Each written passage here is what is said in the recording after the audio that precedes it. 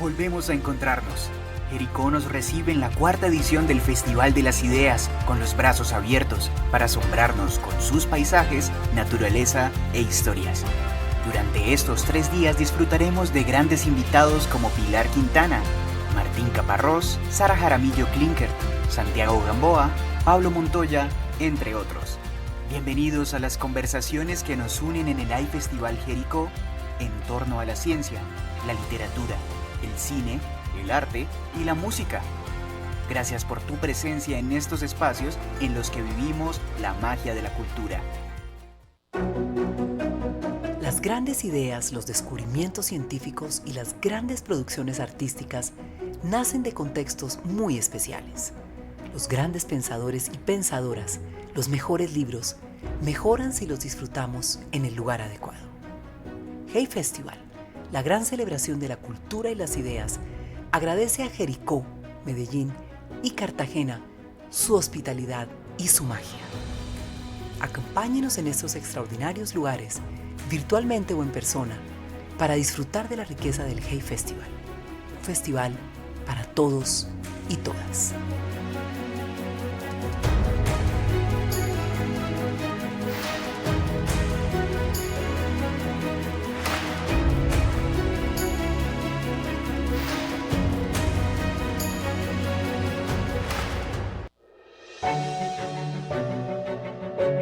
Hey Festival Jericó 2022, del 21 al 23 de enero.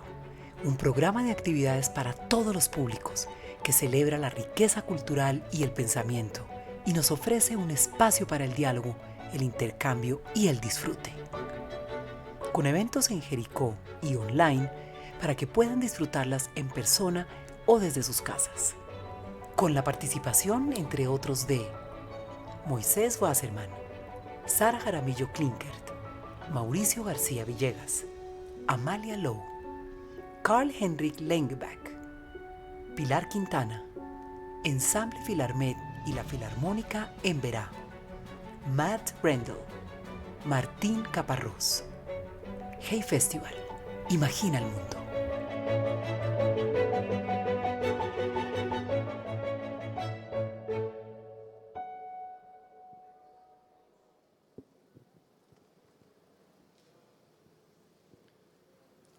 Buenos días, gracias por estar aquí en un día muy especial, un domingo de misa y también un domingo de Hey Festival. Gracias a Pablo por estar acá con nosotros para hablar sobre su libro La sombra de Orión. Creo que este es un lugar muy simbólico para hablar de este libro, tanto Jericó como la gruta de esta catedral. Porque el libro de Pablo es en gran medida un libro sobre almas en pena, sobre un alma en pena, sobre la búsqueda de perdón y también una crítica a muchas formas de buscarlo. Entonces me emociona mucho que estemos acá en este lugar, sobre todo también teniendo en cuenta que este es el pueblo de la Madre Laura, que tiene también una incidencia en el libro. Ya iremos ahí. Me gustaría presentar brevemente a Pablo. Pablo Montoya nació en Barrancabermeja en 1963. Es profesor universitario y escritor. Tiene alrededor de unos 27 libros publicados, si no estoy mal. Ha ganado muchos premios literarios y entre esos el Rómulo Gallegos y hace poco el José Donoso por el conjunto de su obra. Casi que me sé esa pequeña biografía de Pablo de memoria porque la escribí muchas veces cuando lo editaba en la revista El Malpensante y tuve la oportunidad en ese entonces, hace unos 2 años, de publicar uno de los capítulos de este libro que se llama Las bandas. Esa es la historia bueno, quienes ya hayan leído el libro la conocerán y ya ahondaremos en estas historias, pero quiero comenzar por ahí, por las bandas, para preguntarle a Pablo si un poco lo que te proponías al hacer este libro era de alguna manera historias que hay alrededor de la Comuna 13, de la violencia que ha sufrido Medellín sobre todo, de todo lo que ha pasado en ese lugar, y a través del tamiz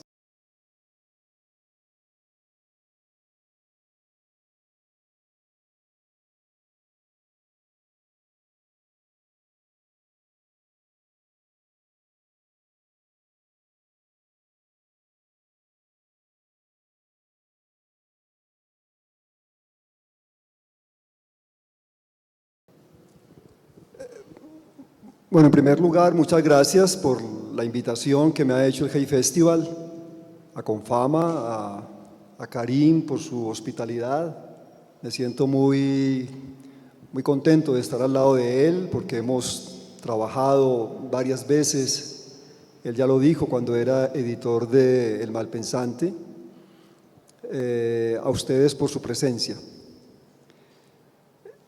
Entre otras cosas, sí, cuando yo comencé a adentrarme en este mundo de la violencia en Medellín y particularmente de cómo la violencia ha golpeado los sectores populares de esta ciudad, siempre tuve la intención de tratar de contar, de meter en la novela un relato que abarcara toda la historia de las violencias que han arremetido contra Medellín.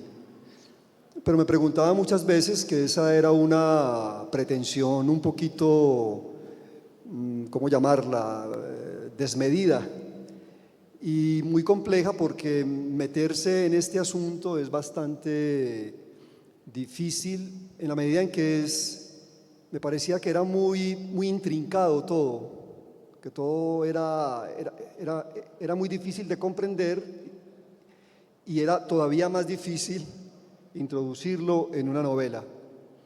Entonces tuve esa primera intención de contar la historia de un espacio que en La Sombra de Orión se llama La Comuna y que tiene muchos ingredientes y elementos de la historia de los barrios populares de Medellín. Entonces alguien me podría decir, pero es que lo que usted cuenta allí no sucedió en la Comuna 13, y tiene toda la razón. Hay muchos eventos, muchos asuntos que ocurrieron en otras partes de la ciudad. Ahora bien, esa lectura me parece a mí un poquito complicada, porque pareciera ser que esos lectores buscaran en la novela un trasunto de la realidad. Precisamente lo que es tan interesante cuando uno empieza a leer La Sombra de Orión es darse cuenta de esas correspondencias entre la realidad, pero con esas modificaciones y como esas filtraciones literarias que la circunscriben ya no en la historiografía, en la sociología, en el periodismo, sino en el mito, en la alegoría. De hecho, cuando yo lo estaba leyendo, esos primeros capítulos en los que se da el origen de la comuna, yo lo sentí muy parecido y luego esa sensación se fue potenciando como un relato, curiosamente un relato bíblico también, como un relato parecido también a la Divina Comedia, en cierta medida de los círculos que ocurren acá, como esos círculos del infierno que luego entraremos más en ello. Pero entonces parecía estar leyendo una alegoría porque sentía que Pablo estaba tomando elementos de aquí y de allá para acercarse a la esencia más allá de los datos. Yo creo que sí, yo creo que la novela tiene mucha relación con los grandes relatos literarios de la tradición. Tú lo has mencionado, hay una relación muy fuerte con la Biblia, hay una relación muy fuerte con las tragedias griegas, particularmente con Sófocles, con el personaje de Antígona. Yo creo que penetra también toda la historia que yo cuento en La sombra de Orión. Igualmente está la correspondencia no solamente con la Divina Comedia, sino con aquellos textos literarios que han abordado el descenso al mundo de los muertos, que es lo que se llama comúnmente el descenso al infierno. Entonces, La sombra de Orión establece un diálogo, me parece a mí, o esa fue mi intención también de hacerlo, con la Ilíada de Homero, con la Eneida de Virgilio, por supuesto con el infierno de la Divina Comedia, y con aquellos textos más contemporáneos que también se han alimentado de esta temática. Entonces sí, me parecía que era importante asumir la historia de esas comunas populares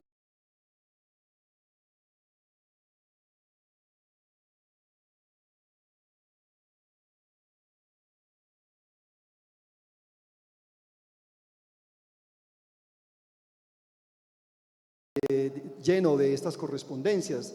Me parecía que además que era obvio, porque el protagonista de La sombra de Orión es un profesor de literatura, es un escritor, además está preguntando continuamente a lo largo de la novela cómo narrar la historia de las comunas populares de Medellín de una forma un poco distinta, no caer en el formato en el que ya hemos pues que hemos frecuentado mucho los escritores y sobre todo esta parte de Antioquia. Creo que hay una imposición literaria en lo que respecta a nuestra región que tiene que ver con la realidad, ¿no? Somos muy reales, excesivamente reales, y a mí me pesaba mucho esa camisa. Yo quería como quitarme digamos, la imposición de la realidad, y creo que por eso de alguna manera yo me apoyo en todos estos intertextos literarios. Y ustedes se preguntarán cuál es el resultado, quienes no hayan leído la novela todavía, de esta clase de intermediación de lo popular, como decías, de este sector popular, por todos estos textos literarios que ya son arquetípicos, ¿no? Si esa mixtura, si ese matrimonio da un buen resultado. Bueno, ahí está el libro para que ustedes vayan a él. Yo leí críticas al libro, positivas, y leí una negativa en que se refería particularmente a eso, como el tema de la voz popular. Es un tema muy interesante el testimonio. Pablo hizo un trabajo gigantesco para construir este libro. Me gustaría que nos hablaras de eso y cuál fue tu relación con eso, con el testimonio, con lo que te decían las personas de todos estos barrios populares que habían sufrido estas victimizaciones y cómo tú tomaste eso para filtrarlo a través de tu pluma y crear estas voces literarias que hay en el libro. Bueno, en primer lugar, frente a la Operación Orión y su consecuencia siniestra, que es la desaparición forzada, porque recordemos que la Operación Orión, que fue muy celebrada en su momento y que sigue siendo celebrada por ciertos sectores, tuvo como producto inicial y triunfal la expulsión de las milicias populares de Medellín y particularmente la Comuna 13. Es decir, había que expulsar a unos criminales. Nos dijo que esa expulsión había sido fuerte, había tenido un precio, pero que ese precio ameritaba, digamos, la expulsión de esos grupos comunistas lumpenizados completamente y que tenían cooptada la Comuna 13. Ese es el relato que nos dijeron, ¿cierto? En general. Pero después empezaron a aparecer las grietas, diría yo, de esa operación. Y una de las consecuencias más terribles es el incremento de la desaparición forzada y, por supuesto, el reemplazo de unos criminales por otros. Es decir, expulsaron las milicias y entraron a los paramilitares. Entonces todo eso era Vox Populi más o menos en Medellín, ¿no? Desde el 2002 hasta el 2018, que fue cuando yo comencé a escribir la novela, eso estaba en el ambiente de Medellín. Uno conversaba con las personas en la universidad, en las cafeterías, con los periodistas, inclusive con algunos sectores digamos, de familiares de víctimas, de desaparecidos, que aparecían en los medios de comunicación, en videos, todo estaba ahí, ¿no? Y yo fui adentrándome poco a poco, inicialmente en ese material. Luego, claro, como me parecía tan complicado lo que había sucedido en Medellín en las últimas décadas, una ciudad golpeada sistemáticamente por los grupos armados, tanto legales como ilegales, consideré que lo más recomendable para mí era leer la mayor información posible para saber qué había pasado. Y no solamente leer las versiones oficiales de esa violencia, sino también leer las otras versiones. Por eso yo traté que en La sombra de Orión hubiese muchas voces. Y eso es lo que de pronto quizás incomoda a ciertos lectores acostumbrados a novelas más sencillas, a novelas más lana sube, lana baja. Esta es una novela más compleja, una novela que exige, me parece a mí, del lector cierta atención, y también me parecía que la polifonía presente en la novela obedecía también a, repito, esa gran complejidad que ofrecía la violencia en Medellín. Después de que leí mucho al respecto, muchísima bibliografía, entonces fue cuando me dije, hay que ir a hablar con víctimas y victimarios. Y eso fue lo que hice. Hablé con familiares de personas que han sido desaparecidas, hablé con muchas mujeres integrantes del colectivo Mujeres Caminando por la Verdad, entrevisté a expolicías que habían participado en la Operación Orión, como para llevarme otra impresión quizás más cercana a lo que había pasado. Y en la medida en que iba haciendo esto, Karim, fui decidiendo de algún modo que esas voces tenían que aparecer en la novela. Por eso yo creo que, claro, como la novela, y así fue como yo me la planteé, la novela es una obra escrita por un escritor que se está preguntando, repito, continuamente cómo narrar el horror de la violencia en Colombia y particularmente en Medellín. Me pareció que era indispensable que esas voces en la novela estuviesen afincadas, digamos, en una especie de indagación literaria. Entonces yo creo que eso es más o menos lo que yo pretendía hacer. Por eso creo que la novela cumplió con mis propias expectativas. Esas voces a las que se refiere Pablo, uno las puede denominar de muchísimas maneras. De hecho, su alter ego literario, bueno, vamos a hablar del alter ego literario y luego voy a ese otro punto. Pablo ya ha tenido como protagonista de libros previos a Pedro Cadavid, que uno podría decir, y ya lo ha dicho Pablo en estas novelas. De hecho, La sombra de Orión hace parte de una trilogía. La primera etapa es, al menos en cuanto a la publicación de los libros, Los Derrotados. Luego viene La Escuela de Música y finalmente La sombra de Orión. Ya Pablo nos contará al final de esta charla si planea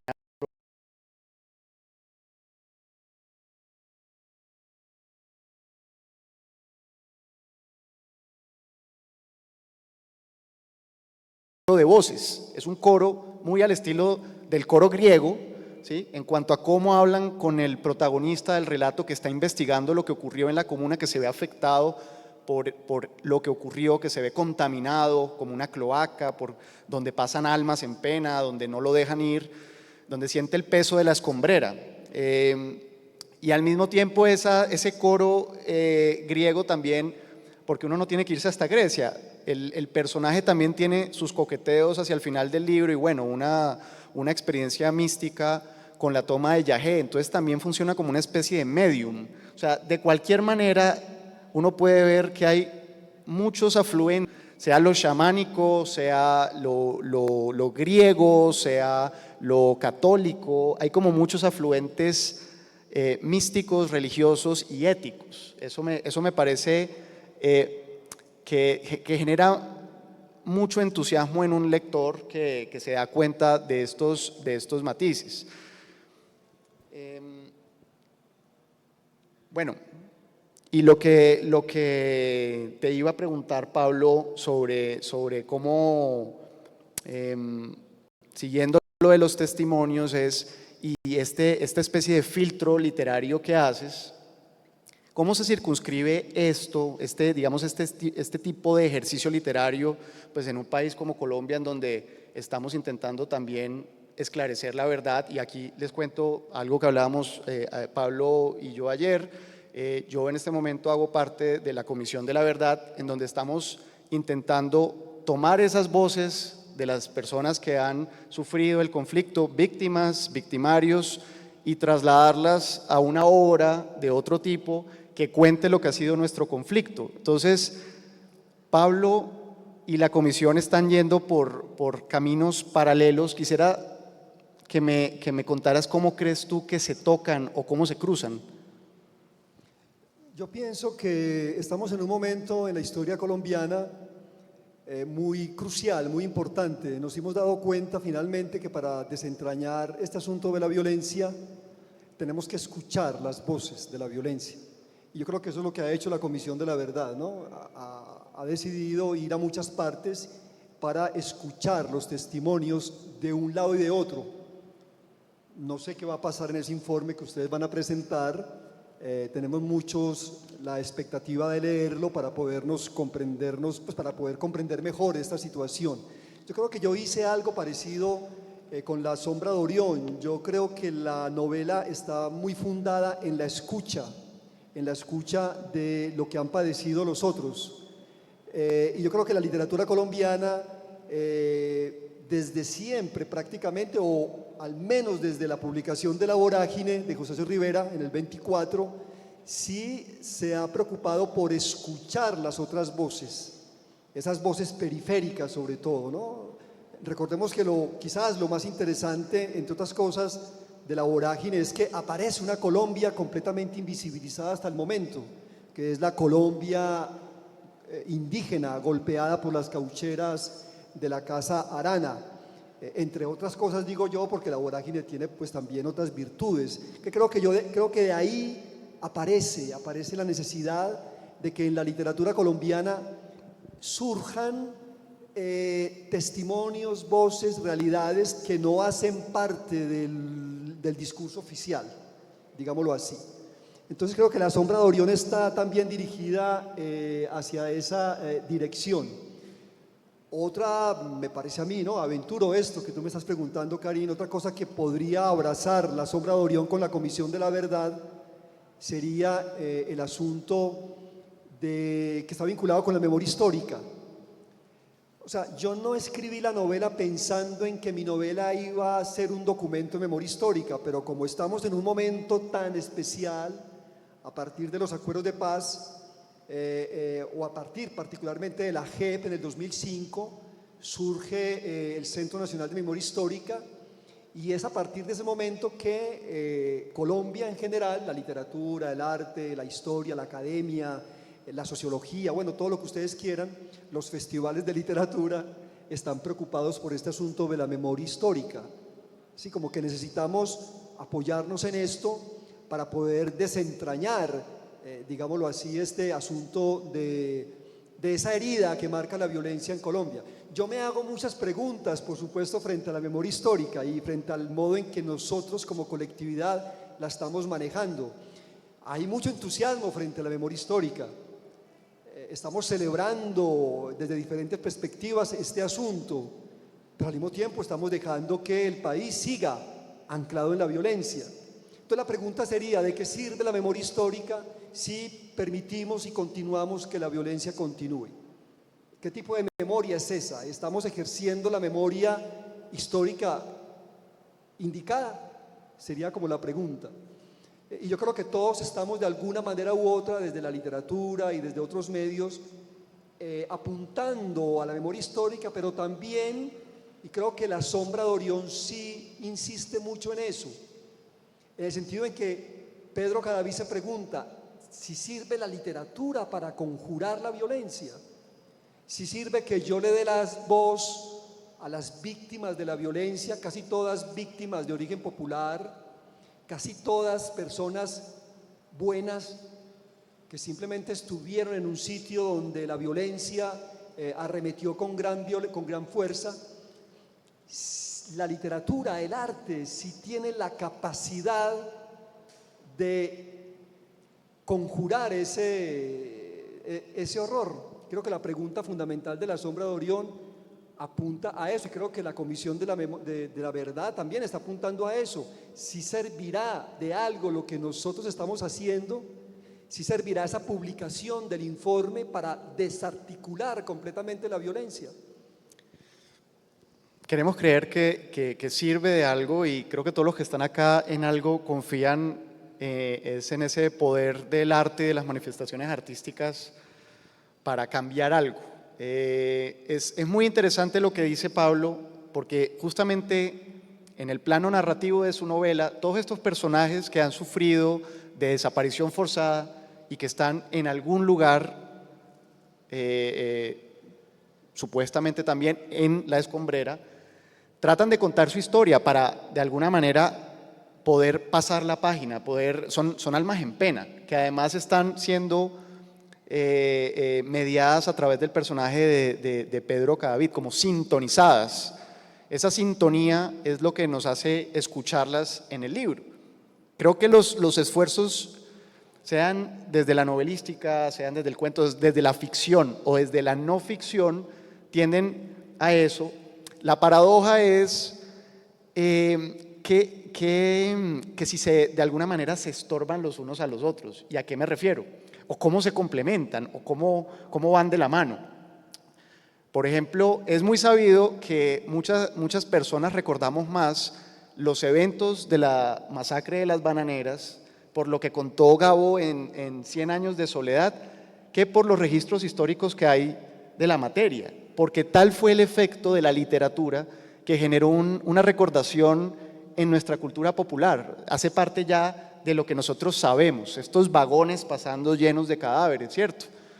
Entonces luego hay otros registros históricos que dicen otras cosas, pero nosotros siempre somos más fieles al arte cuando se trata de poder recordar, de hacer memoria. Eso es lo interesante. Entonces, ya nos contó Pablo que él hace aquí, digamos, unas licencias que la literatura tiene perfectamente permitidas y que no tendría sentido sin ellas, que son coger de todas partes para contar una historia, y por eso hacia allá es a donde voy.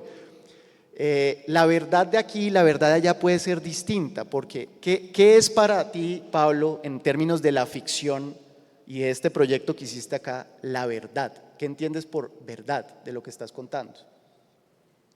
Bueno, la verdad en literatura tiene que ver, tengo entendido, con la verosimilitud. Es decir, lo que uno pretende es que la novela que uno escribe sea leída y sea comprendida por el lector como un mundo coherente, que está contando una serie de asuntos relacionados entre sí mismos, y que esos asuntos tengan una especie de veracidad literaria. Por decir algo, cuando yo estaba planteándome el asunto de cómo introducir la escombrera en La sombra de Orión, a mí me parecía siempre que la escombrera era un sitio, una realidad, un espacio muy apropiado para ser trabajado desde la literatura. Y siempre lo relacioné con lo que tú acabas de mencionar, Karim, con la masacre de las bananeras, y cómo García Márquez había abordado ese asunto desde la ficción, y por supuesto había introducido para narrar dentro de la verdad de 100 años de soledad el episodio de la masacre. ¿Y qué hace García Márquez? Hiperboliza la situación, porque pone un montón de muertos en una masacre que históricamente parece ser no tuvo tantos, ¿no? Unos dicen que hubo 10, otros que hubo 20, 50, 100. Jorge Eliezer Gaitán, en el informe que le mandó a hacer el Senado o la Asamblea, no recuerdo quién se lo mandó a hacer, dijo que habían 300 y tantos. Bueno, García Márquez puso 3.500. Además llenó un vagón de muertos, ¿no? Y a mí me parecía que la escombrera era un sitio muy parecido a ese tren que pone García Márquez tan tremendamente en 100 años de soledad. Entonces yo lo que hice fue, apoyado en este recurso hiperbólico, o no tan hiperbólico en realidad, fue meter en la escombrera, en esa fosa común que hay en Medellín, en una de las montañas del occidente de Medellín, puse allí 100.000 desaparecidos. Esa cifra puede ser, según algunos, exagerada, pero en absoluto que es exagerada, porque en Colombia tenemos más de 100.000 desaparecidos. Entonces el escritor, para ficcionalizar el relato que está construyendo, se puede permitir esas licencias, y esas licencias no atentan contra la verdad de la literatura. E inclusive pienso yo que al hacer esto en La sombra de Orión tampoco atenté contra la verdad de la historia.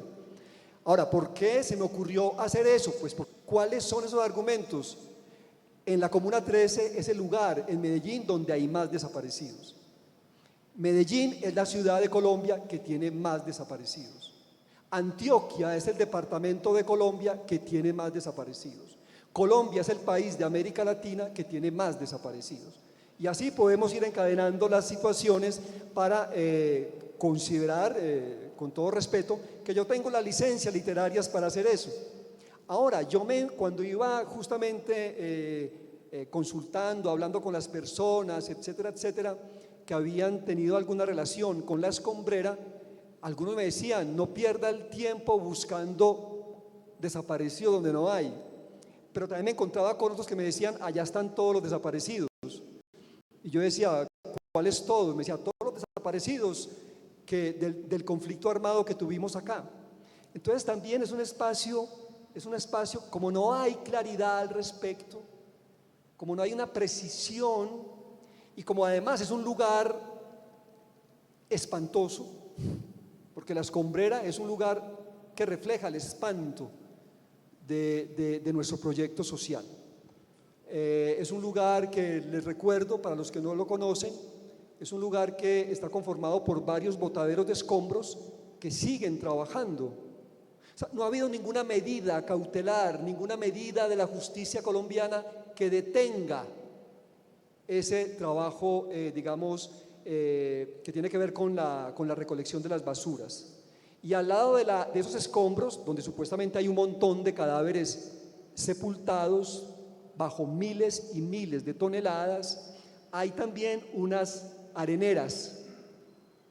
Y cuando uno se pone a mirar, a escudriñar de quiénes son esas areneras, de quiénes son esos escombros, ahí uno se da cuenta que eso forma parte de las élites, de los grandes lobbies de la construcción de Medellín y de los grandes lobbies del aseo de Medellín, que no quieren que esas instancias se detengan, porque atentaría contra las finanzas. Entonces hay una serie de asuntos que me parecían muy especiales para ser trabajados desde la literatura, y creo que la novela de alguna manera los aborda desde ese punto de vista literario. Yo quiero agregar algo a la verdad que mencionaste, que es la verosimilitud, la veracidad, y y por eso antes mencionaba la esencia, y es como llegar a la nuez de un acontecimiento sin que necesariamente se diga exactamente cómo pasó, pero que uno sienta que pasó así. Entonces, ¿qué es lo que ocurre con respecto a las obras literarias cuando son verdaderas? Yo creo que es el efecto que producen en el lector, que es la sensación de que las cosas ocurrieron así.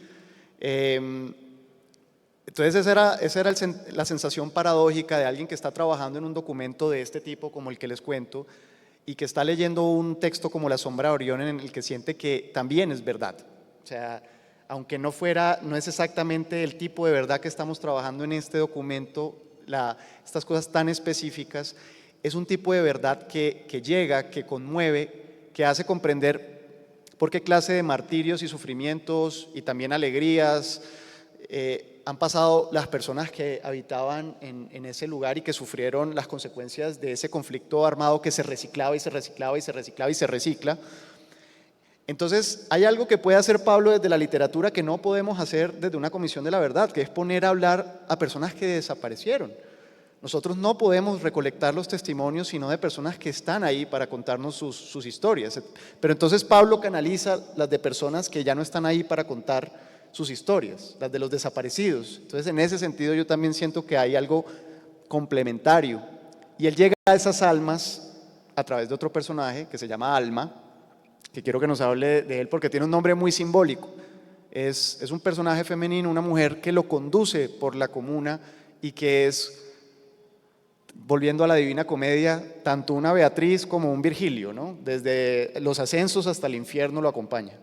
Sí, es un personaje muy particular, es un personaje que está muy arraigado en esos guías que van conduciendo al protagonista por esos espacios difíciles, ¿no? Digamos que está anclado en ese sentido con el Virgilio de la Divina Comedia, con la sacerdotisa que conduce a Eneas en la Eneida al mundo de los muertos. Pero también está, por supuesto, nutrido de mi propia realidad. Alma es Alejandra, que es mi esposa, ¿no? Y con Alejandra miramos qué tipo de nombre podríamos ponerle a esa mujer que finalmente iba a ser destinada entre comillas, a salvar a Pedro, porque Pedro termina convirtiéndose en una especie de fosa común. Y según la literatura, según la novela, si Pedro no se apoya en Alma, no se hubiera salvado, ¿no? Pero Alma también está muy vinculada a lo femenino y por consecuencia a la naturaleza, a la tierra. Alma, y yo creo que esto hace parte de la literatura latinoamericana, ¿no? Hay mujeres en la literatura latinoamericana, en las grandes novelas, por ejemplo, de la selva, que son muy importantes, que representan de algún modo la fuerza sanadora, digámoslo así, en términos contemporáneos de la tierra. Entonces me parecía muy importante que Pedro, a través de Alma, ingresara a la comuna, al espacio de la comuna, y que a través de Alma ingresara al espacio de la escombrera, y que a través de Alma ingresara al infierno de los muertos, y que a través de Alma igualmente Pedro encontrara un camino posible para él de cura. Entonces, y también creo yo, porque fue una de las cosas que yo observé mientras iba, digamos, teniendo esta relación con el espacio real de los sectores populares de Medellín y al mismo tiempo los grandes relatos literarios de la violencia en Antioquia, me daba cuenta que las mujeres siempre habían sido tratadas como sicarias, como putas, como personajes malos o como personajes completamente sumisos, sometidas al poder.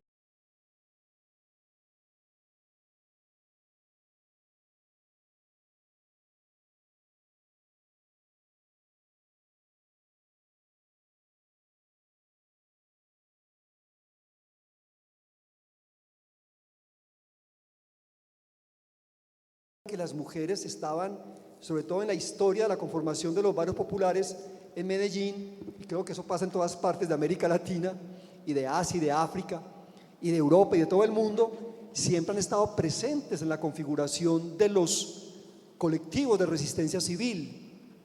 Y por eso me pareció importante darle a lo femenino un estatuto de resistencia en la sombra de Orión. Y creo que ahí están las madres, las monjas, sobre todo una monja de la Madre Laura, que es aquella monja que se ocupa… Rafaela. Rafaela. Está la mamá de Alma, que hace una biblioteca familiar en medio de la violencia. O sea, hay muchas formas de resistencia femenina y a mí me parecían tan evidentes y me preguntaba, ¿y por qué no las han metido? ¿Por qué los escritores antioqueños han sido de alguna manera insensibles, entre comillas, a ese tipo de personajes? Entonces creo que la feminización de un personaje en La sombra de Orión, que es una novela que cuenta el salvajismo de los grupos armados, que son generalmente grupos conformados por hombres, va de la mano de estos personajes femeninos. De acuerdo, y uno de esos personajes femeninos, como decía Pablo, es Rafaela y pues la congregación de la Madre Laura. Y entonces quería yo aquí, como un caramelo para la gente de Jericó, leerles el primer momento donde aparece, que es en la génesis de esta comuna, ¿no? Y es parte de este momento fundacional, ¿sí? También mítico. Yo sentí que el relato estaba construido de esa manera, también me acordó a Macondo, justamente como ese momento prehistórico. ¿A Macondo? Sí, Pues, claro, porque hay una, ¿cómo decirlo? Hay un... ¿Alusión? Sí, hay una alusión, hay una especie no de burla, sino, ¿cómo se llama eso? Una especie como de retomar el relato macondiano, sí, introducirlo en ciertos momentos en el relato de la configuración de la comuna. Y así se siente, por supuesto. Y entonces, pero aquí no es este hombre que funda Macondo, sino esta comunidad de religiosas que intervienen en la parcelación de un lugar. Entonces les voy a leer este pequeñito fragmento que dice: luego como si hubieran sido enviadas por Dios, aparecieron Laura y sus hermanas. Hicieron un convento y una iglesia que habría de convertirse en lugar de peregrinación. En los tiempos de aquel Belencito prístino, Laura abrió una escuela a donde fueron los niños a aprender las letras, los números y las oraciones a Jesucristo y a su Virgen Madre. Retiradas de los afanes de la ciudad, educando a jóvenes cuyo deber era conquistar para la cruz las almas indias, las sucesoras de Laura vivían contentas en su dominio. Celebraban cada año en la fecha de su arribo una misa dada por un prelado de la urbe. Se ofrecía un banquete que amenizaba una banda de músicos llamada Paniagua. Pero en medio de su optimismo y entusiasmo, las monjas fueron dándose cuenta de que un ser anómalo e imparable empezaba a crecer a su alrededor, la comuna. Entonces ellas intervienen en toda esta historia y al mismo tiempo, y esto también es muy interesante del libro y quiero que sigamos de pronto por este lado, el personaje de Pedro Cadavid también es muy crítico sobre las instituciones que dominan la cultura antioqueña, entre otras el catolicismo, el cristianismo en general, pero sobre todo el catolicismo. Bueno, esto que voy a decir lo digo con todo respeto por los amigos de Jericó. Yo siempre he visto la labor de las misiones religiosas con respecto a los indígenas muy críticamente. Es decir, yo no apruebo esas misiones evangélicas, con todo el respeto por la Madre Laura y por sus seguidores. Entonces, cuando me aproximé a la historia de la comuna, yo me di cuenta que el convento de la Madre Laura, que las madres lauristas habían asumido una actitud muy particular frente a la conformación de los barrios populares, indagando, leyendo, hablando con diferentes monjas, particularmente con la hermana Rosa, que es un ser magnífico, el que recibe toda mi admiración, lo he dicho varias veces, y que está recreado en la novela a partir de la hermana Rafaela.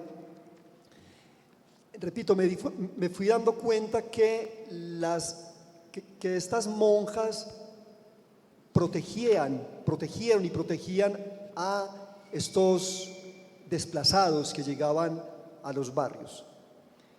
Hay un barrio en la Comuna 13 que se llama Villa Laura, que fue conformado de algún modo por las seguidoras de la Madre Laura, que ya había muerto, por supuesto. Cedieron el terreno, no lo cedieron gratuitamente, pero sí le ofrecieron a la gente a un precio bastante aceptable. Y yo, leyendo la historia de la conformación de Villa Laura, supe que las primeras personas, campesinos, gente desplazada que llegaba ahí a acomodarse y que recibieron y compraron ese pequeño lotecito, decidieron vender el lotecito, dividirlo en partes y venderlo a un precio mucho más alto, lo cual generó en las madres una especie de indignación, ¿no? O sea, ¿cómo es que les ofrecemos el lote a ellos para que vivan y ellos, muy comercialmente, muy deciden vender las divisiones del pequeño lote para poder ganar dinero, ¿no? Entonces, las madres, me di cuenta, trataban y muchas veces hicieron como de especies de Salomones para que allí hubiese una especie de armonía social. Pero evidentemente era muy difícil porque eran barrios fueron barrios que estuvieron sometidos a la mayor de las precariedades, pero además ellas también ayudaron a que el acueducto, el servicio eléctrico, las juntas de acción comunal tuviesen mayor impacto en las autoridades cívicas de la ciudad. Entonces me pareció que de algún modo esa comprensión crítica, negativa que yo tenía de algunas de las facetas de las monjas de la Madre Laura cambiaba completamente. Me parecía que lo que ellas han hecho y hacen actualmente en el ámbito de la Comuna 13 es plausible, ¿no? Es digno de, digamos, de mi elogio, porque son instituciones que protegen a las víctimas, que han protegido a las víctimas de los grupos armados. ¿Quiénes han sido esos grupos armados? Bandas delincuenciales, bandas del narcotráfico, milicias populares, paramilitares, ejército, policía, ¿sí? O sea, y como tú decías ahora, se recicla. Sí. Ahora que mencionas eso, de hecho, una de los atractivos principales de este libro y de los desafíos más grandes que superó Pablo es cómo volver a contar todas estas historias de violencia reciclada con los personajes que ya conocemos, como Pablo Escobar, pero contándolas de una manera que vayan al núcleo, a la esencia y den la sensación de que te las están contando por primera vez o de que te interesa volverlas a leer si ya las conocías.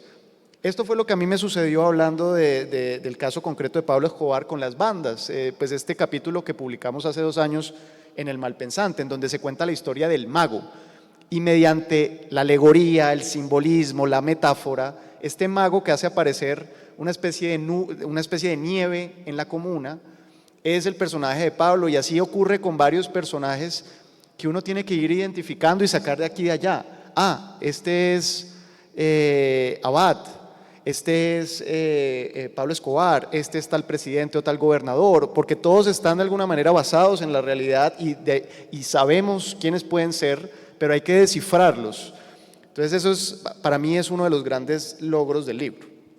Yo al principio, al principio no, hasta que terminé de escribir la novela siempre puse esos personajes con los nombres propios.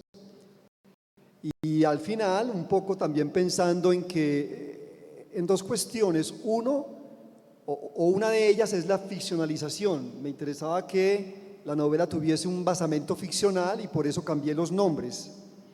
Porque además, cuando yo cuando escribí el capítulo que se llama La Escombrera, que es el capítulo dedicado a las voces de los desaparecidos que supuestamente están en esta fosa común, yo me basé, debo decirlo, en unas fichas antemortem, y allí están los nombres de los desaparecidos, pero yo cambié todos los nombres, porque me parecía que era también una manifestación de respeto hacia ese desaparecido y hacia los familiares de esa víctima de desaparición forzada.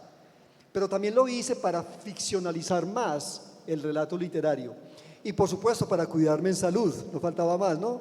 Porque ustedes saben que si pongo ahí a un presidente con el nombre propio o a un gobernador o a un alcalde o a un general, digámoslo así,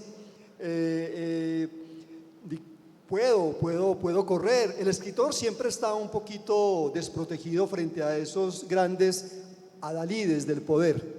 Entonces, para proteger, decidimos cambiar los nombres. De todas maneras, Karim, yo sí pensé que, sobre todo antes de publicar la novela y cuando la publiqué, que iba a tener problemas. ¿Problemas de qué índole? Quizás que me iban a insultar, porque como dijo Karim, la novela es muy crítica frente a los estamentos del poder antioqueño.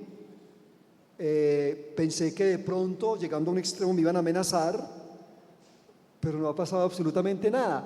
Lo que significa que también acudo a 2 explicaciones. Una, que esa gente que está involucrada allí no lee, ni mucho menos lee novelas. Puede ser esa una razón, ¿cierto? Esa gente creo que no tiene tiempo para leer, Probablemente. probablemente, o lee otro tipo de literatura. Y lo otro, que hemos cambiado como sociedad, que nos hemos transformado, porque creo que esta novela hace 15 años hubiera sido más complicada recibirla, pero creo que ahora hemos cambiado mucho y estamos más, digamos, somos más tolerantes frente a ese tipo de críticas o frente a ese tipo de construcciones literarias. Sí, de acuerdo. Hay a veces unas elecciones que uno dice, ¿y aquí por qué sí puso el nombre y acá no? Es todo un juego para el lector también escudriñar en esas decisiones. Y bueno,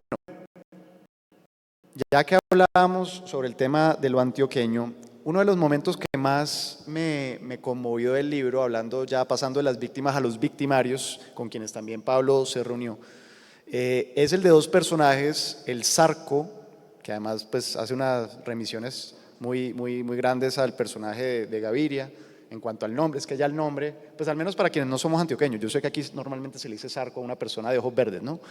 Pero bueno, para quien no es de acá, como que remite a Gaviria y William. Y entonces estos dos personajes tienen dos maneras distintas, eso me encantó, porque hacia allá ya quiero, digamos, hacerte la última pregunta antes de darle un espacio al público para que haga las suyas, es sobre esa búsqueda del perdón. Entonces, verán, el Zarco es un personaje que no es creyente, no tiene la fe católica ni ninguna otra fe, digamos, y ese es el problema con el que se encuentra en cuanto a cómo pedir perdón, y ahora Pablo nos contará pues qué hace ese personaje para buscarlo. Y por el otro lado está William, quien sí es creyente y quien le dice al personaje de Pedro Cadavid, yo ya pedí perdón, yo no tengo ese problema. Le dice, agarra una Biblia y le dice, porque el único que me puede dar perdón es Dios. Entonces esas son las dos maneras que yo veo que hay una disyuntiva en cuanto al cómo resarcir para las personas que están arrepentidas por lo que hicieron. Sí, el caso de estos dos personajes están basados en dos hombres con los que yo hablé, viven ahí entre Nuevos Conquistadores y El Salado. Fui a sus casas y ambos fueron paramilitares. Uno de ellos antes fue miliciano, fue lo que se llama un carrito, es decir, un niño de 8 o 9 años que transportaba municiones o mensajes en la época de las milicias. Y luego, cuando irrumpió la Operación Orión, él fue capturado porque era un adolescente miliciano, pero rápidamente lo soltaron de la cárcel por ser menor de edad y después se recicló en los grupos paramilitares. Ambos tenían un montón de muertos a sus espaldas, no sé cuántos, nunca me dijeron, pero uno de ellos, el Zarco, sí vivía atormentado porque soñaba con los muertos.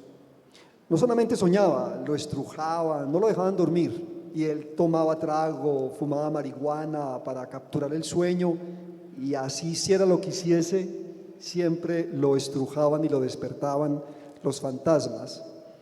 Y entonces yo hablando con ellos, en algún momento yo le pregunté al Zarco, cuando me contaba esa historia, yo le decía, ¿y usted no ha pedido perdón?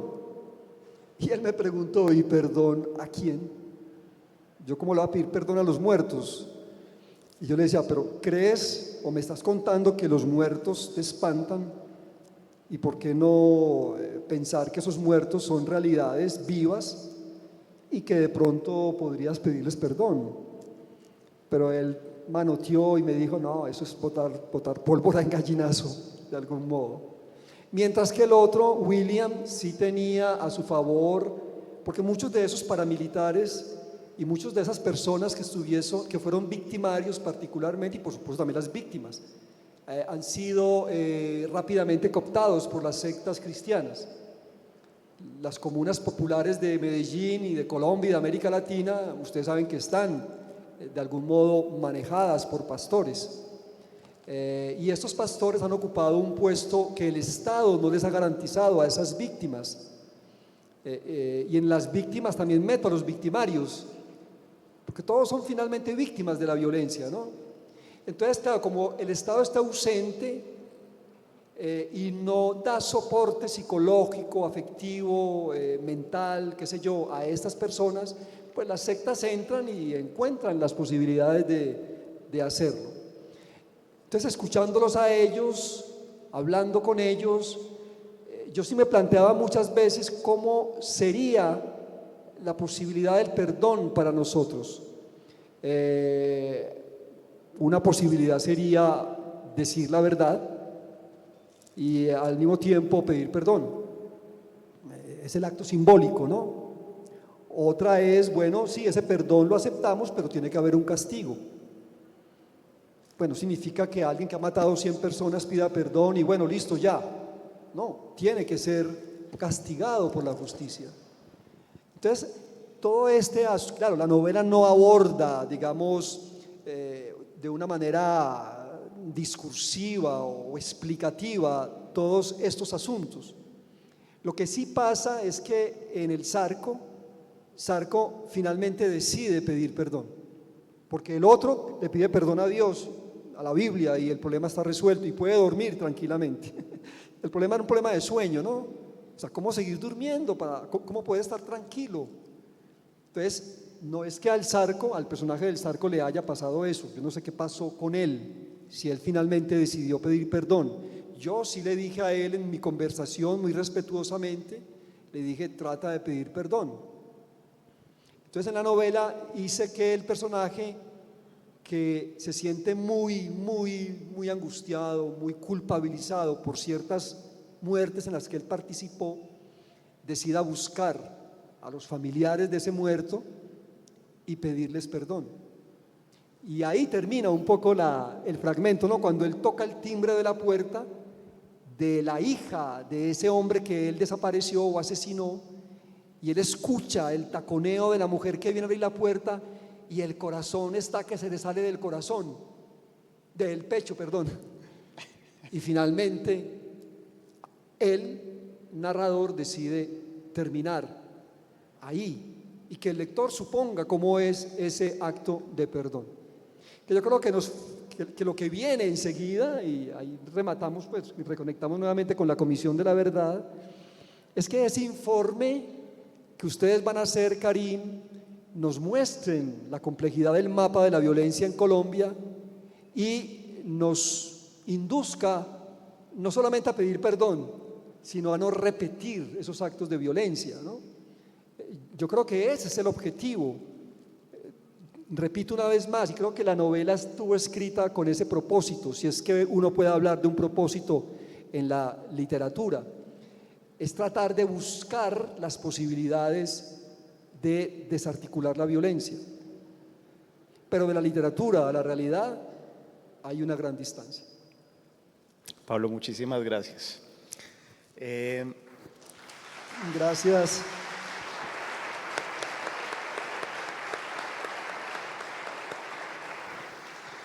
Tenemos unos minutos entonces para las preguntas del público. Yo creo que vamos a alcanzar a responder quizás un par. Entonces, veo unas manos alzadas. Allá hay alguien. Ya le diste ahí a alguien. Listo. ¿Qué tal, Pablo? El periódico El Suroeste. Te quisiera hacer una pregunta. Bueno, parece haber una dualidad, no solamente en esta novela, sino en tu obra, entre el horror y el erotismo. Y me parece muy interesante entender cómo estas dos cosas se han ido construyendo dentro de tu vida y cómo ellas han pasado a la imaginación y a ser un elemento estético. Bueno, ¿y qué nos puede decir eso también sobre esta búsqueda en la cultura colombiana de elementos que nos permitan, digamos, encontrar entre el horror y el erotismo, entre la vida y la muerte, ese lugar para saber, pues, hacia dónde ir, ¿no? Como un camino que está allí entre esos dos elementos. Sí, muchas gracias. Para mí el erotismo, la manera en que lo he trabajado en mis libros, tiene que ver un poco con el asunto de la transgresión, ¿no? Por eso me ha interesado particularmente, sobre todo en esa novela erótica que yo escribí que se llama La sed del ojo, que es una novela que cuenta un poco los inicios de la fotografía erótica en el París del Segundo Imperio. A mí me interesaba recuperar ese asunto, pues porque me parecía que esos fotógrafos que en el siglo XIX se dedicaban a a fotografiar el cuerpo desnudo de la mujer y del hombre, particularmente la mujer, eran artistas transgresores, sobre todo que son artistas que surgen en unos dominios católicos muy represivos, burgueses muy represivos. Entonces, en primera instancia quisiera señalar eso, que lo erótico en mis libros está asociado a esos elementos transgresores. Ahora, en el caso particularmente de La sombra de Orión, que el erotismo surge a través de Alma, es también, o me propuse un poco oxigenar una novela que siempre en la medida en que fui escribiéndola me preguntaba, yo no puedo dejarme desbordar por tanta barbarie, tengo que oxigenar los espacios narrativos que voy contando, y creo que el erotismo fue una de las herramientas que también que me permitió no dejarme desbordar por esa violencia. Ahora, el otro elemento que también está muy vinculado con lo erótico en mis libros es la correspondencia que hay entre erotismo y arte, sea pintura, sea fotografía, sea la música, y creo que también son elementos, estos elementos artísticos, quiero decir, que me ayudan o me han ayudado a enfrentar las realidades de la violencia, no solamente de la colombiana, sino también de la violencia universal. Es tratar de leer esos fenómenos de violencia desde el punto de vista de la música, de la pintura. Eso pasa en Tríptico de la Infamia, por ejemplo, ¿no? Y en ese sentido creo que si unimos lo erótico con el arte, son, digamos, situaciones que podrían balancear mejor frente a esas otras dinámicas que yo he trabajado en mis libros, que es la violencia. Les propongo que sigamos esta conversación de otras maneras, puede ser en redes sociales, con la lectura del libro, incluso intenten conseguir la forma de hacerle llegar a Pablo sus comentarios, porque se nos acabó el tiempo. Les agradezco mucho por venir y al Hey Festival por invitarnos, por tenernos aquí. Gracias, Pablo. No, gracias, Karin, gracias a ustedes, muy amables.